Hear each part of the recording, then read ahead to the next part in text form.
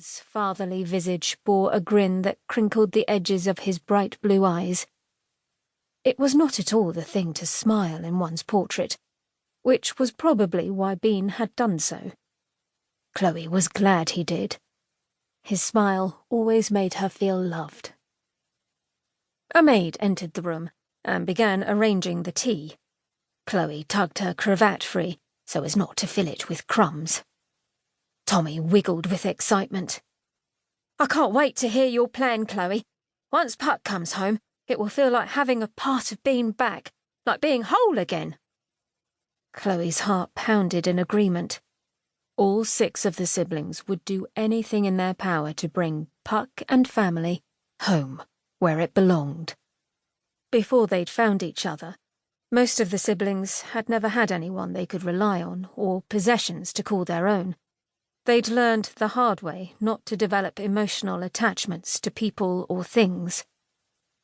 Bean had offered permanence, a place to belong, a home. He told them they were the children he'd always wanted but never had.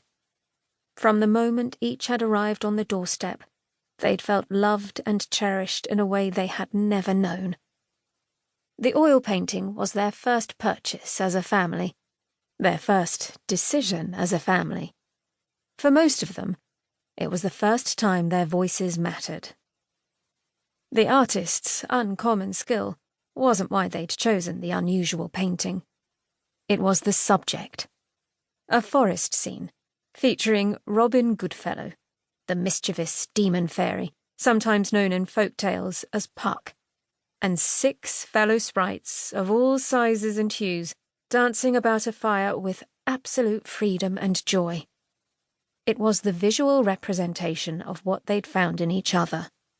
Happiness, unconditional love, the ability to be oneself and to be bigger than oneself, to be a team and a family.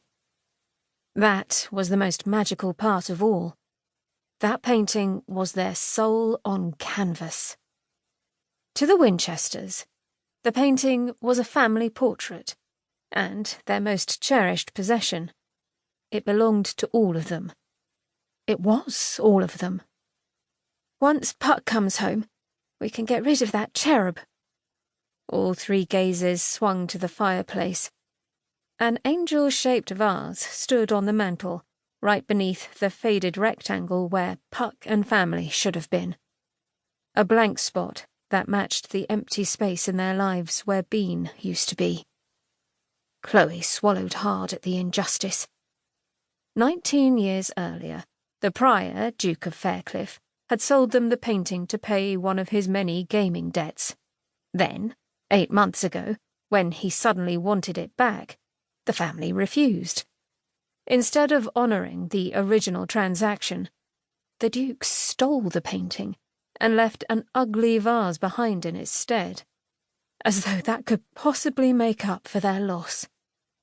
Neither they nor the old Duke anticipated a carriage accident interrupting his journey home, or that he'd succumb to his injuries. When Bean visited the heir to politely request the return of their painting, the newly crowned Duke of Faircliff refused to see him. Rebuff Baron Vanderbean? Chloe's blood boiled. But that was hardly the first of the new Duke's endless slights and rejections. He'd always been too lofty and self-important to notice anyone of lesser rank, no matter the justification. Later, when Bean caught smallpox, he refused to allow the children into his sick room lest he expose them to the disease. They threw themselves into retrieving the painting and cursed Faircliff when Bean slowly slipped away, without the safe return of their heirloom. Then or now, the Wynchester family couldn't command a single second of the new Duke's time. She ground her teeth. According to the society papers, the Wynchester children were nothing more than a dead baron's charity orphans, someone you might toss a coin to out of pity, but never deign to speak to on purpose. She didn't care what Faircliff thought of her. Chloe was glad to be a Wynchester. She wouldn't trade a single moment for the boring, buttoned-up life.